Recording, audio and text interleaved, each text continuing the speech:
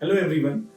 आज हम एक ऐसे टॉपिक के बारे में बात करेंगे जिसके बारे में हम सबको लगता है, भले ही हम बचपन में पहली कक्षा में थे या फिर आज हम किसी जॉब में हैं, हमें बोलना किस तरीके से आता है, किस तरीके से हम अपने विचारों को व्यक्त कर पाते हैं और हम किस तरीके से प्रेजेंट कर पाते हैं अपने बॉस के सामने या फिर अपने टीचर के सामने वो सवाल का जवाब जो रोल नंबर 1 या क्लास में जो फर्स्ट आता है बच्चा वो तो हमेशा दे देता है, बट हमारे अंदर एक लड़क रह जाती है जो ये कहती है कि काश ये आंसर मैं दे पाता, काश मैं इससे बेटर प्रेजेंटर होता, काश मैं इससे एक बेटर जॉब में एप्रिसिएशन ले पाता।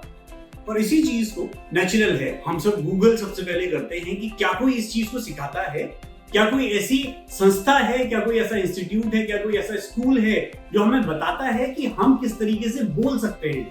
आप मानेंगे नहीं, आप खुद गूगल करके देखिए, 90% ऑफ द क्वेरीज जो आपको रिजल्ट करती हैं वो ये बताती हैं कि आप अंग्रेजी कैसे बेटर सीखें।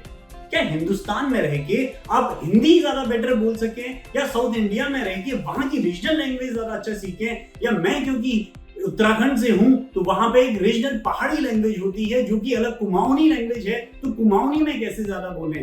क्या ये नहीं होना चाहिए मेरा पहला सब्जेक्ट? एंड मुझे बहुत बड़ी निराशा हुई कि गूगल भी इस क्वेरी को केवल अंग्रेजी तक ही सीमित रख पाता है एंड बहुत लिमिटेड सा कंटेंट है ऑनलाइन जो कि ये बता रहा है कि आप कैसे एक बेटर स्पीकर बन पा रहे हैं। और जब उस कंटेंट को भी आप देखेंगे तो आपको कहीं ना कहीं उसमें वो शैलोनेस दिखेगी, कहीं ना कहीं पे वो लगेगा कि नहीं यार, इससे असली ना इसने प्रॉब्लम आइडेंटिफाई की, ना इसने प्रॉपर्ली मुझे उस प्रॉब्लम का सॉल्यूशन दिया। आप जानते हैं वो प्रॉब्लम क्या है, और मैं ये आपको क्यों बता रहा हूं, क्योंकि मैं खुद विवेकानंद विद्या मंदिर उच्चतर माध्यमिक विद्यालय का छात्र रहा हूं। एक बहुत छोटी सी जगह पिथौरागढ़ को बिलोंग करता हूं जो उत्तराखंड में है, और वहां से एक छोटे बच्चे एक छोटी जगह से होने का जो बाहर के शहर में कभी आता है, वो भी 12वीं के बाद, तो उसको एक झिझक अपने आप में हो जाती है कि बाहर के बच्चे कितने अपने से एडवांस है, बाहर के बच्चों को अंग्रेजी कितनी फर्राटेदार आती है, हम हिंदी माध्यम के बच्चे क्या उनके सामने कंपीट कर पाएंगे।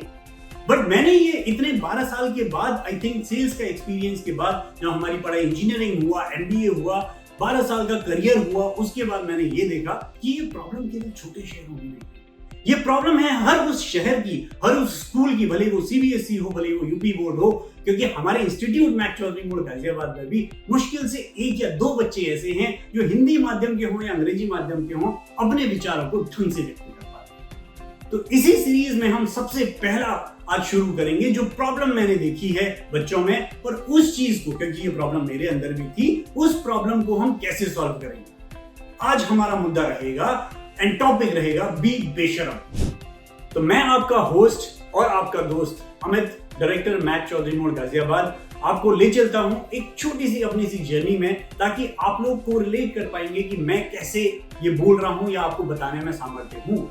राइट, हम सबके बीच एक कंपैरिजन होता है, वो कंपैरिजन भाई बहन, भाई भाई, दोस्त दोस्तों के बीच, वो टॉपर मैं लूजर, ये सारे कंपैरिजन बचपन से होते रहे और मैं इन सब से अलग नहीं था।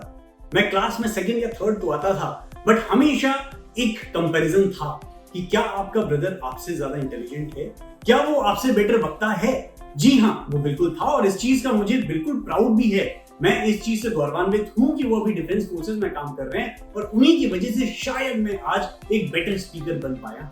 बट क्या ये जर्नी हमेशा से ऐसी ही थी? जी नहीं। 8वीं कक्षा का वो दिन मुझे याद है जब 15 अगस्त की पहली स्पीच देनी थी और मैं वहां पे थरथरा रहा था। मैंने शायद फूलन देवी की जगह रावड़ी देवी को मार दिया। पूरा स्कूल, 800 लोगों की जनता वहां हंस रही थी।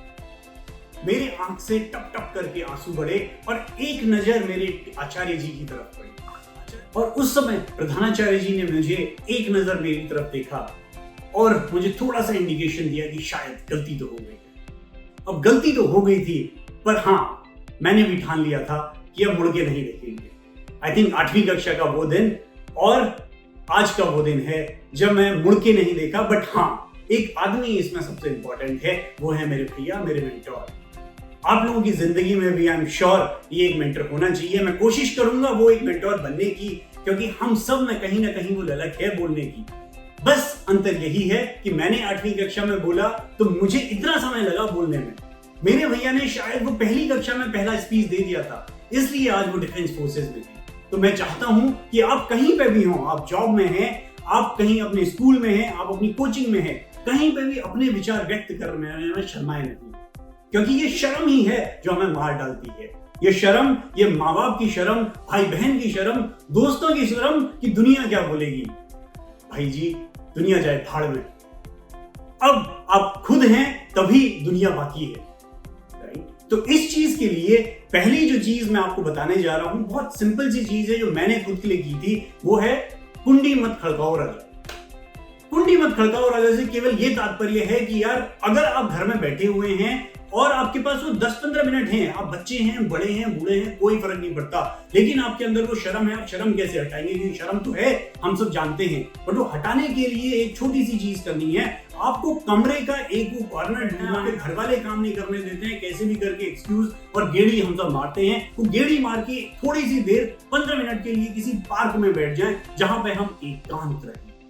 एकांत ऐसी जगह पे हो जहां पे कि हम 15 से 20 मिनट खुद को समय दे पाए और अपने एक फेवरेट टॉपिक के बारे में बोल सके। मैं ये नहीं बोलूंगा पेन के बारे में बोलिए, क्योंकि सेलिंग अ पेन हम बचपन से सुनते आ रहे हैं, बट मैं उस चीज के बारे में बोलूंगा जिसके बारे में आप सबसे ज्यादा बोल सकते हो।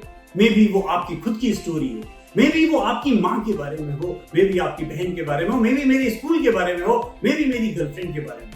बट पिक कर एक टॉपिक, उसके बाद आप पकड़िए उसको और उसके बारे में 15 से 20 मिनट उसके बारे में आप ये एक हफ्ता करिए और उसके बाद देखिए आप में धीरे धीरे धीरे करके इंप्रूवमेंट आने लगेगा। बट तो उसके लिए लेकिन सबसे ज्यादा जरूरी है, सबसे पहले आप अपनी कमी को पहचानिए, अपना स्वॉट एनालिसिस करिए, जिसको हम मैनेजमेंट में बोलते हैं स्ट्रेंथ, वीकनेस, अपॉर्चुनिटी और थ्रेट्स। हम इन टॉपिक्स के बारे में डिटेल में बाद में बात करेंगे, बट सबसे पहला जो है वो है आपकी वीकनेस, जिसके बारे में आप समझिए कि बोलना है तो मैं किस वजह से नहीं बोल पा रहा हूं। आप जानते हैं पहले मैं इस तरीके से बात करता था, अरे आचार्य जी कहां जा रहे हो? मेरे माँ बाप, मेरे दोस्त सारे मेरी हंसी उड़ाते थे, बट उस चीज को मैंने एक चैलेंज की तरह लिया। आई थिंक आई रिमेंबर जब मेरे भैया के 2 ऑफिसर फ्रेंड्स मेरे घर आए थे और वो बड़ी तेज बड़ी जल्दी से बोल रहे थे। आई रियलाइज अगर मैं अपने बोलने के तरीके को थोड़ा सा फास्ट कर लूं तो क्या वो चेंज आ जाएगा? आई डोंट रिमेंबर वो दिमाग में कैसे क्लिक हुआ, बट वो क्लिक हुआ। एंड थैंकफुली धीरे करके 2 साल के अंदर मेरे भैया जब एनडीए से वापस आए, he saw that change in me, and I think वो एक मेरी शुरुआत थी एक चेंज की। आपके अंदर क्या वो चीज है, क्या वो कमी है जो आपको आज बोलने में रोक रही है? आप पिन करिए, कमेंट करिए इस सेक्शन में नीचे, और उसके बाद आप बताइए मुझे, will solve your problem one by one.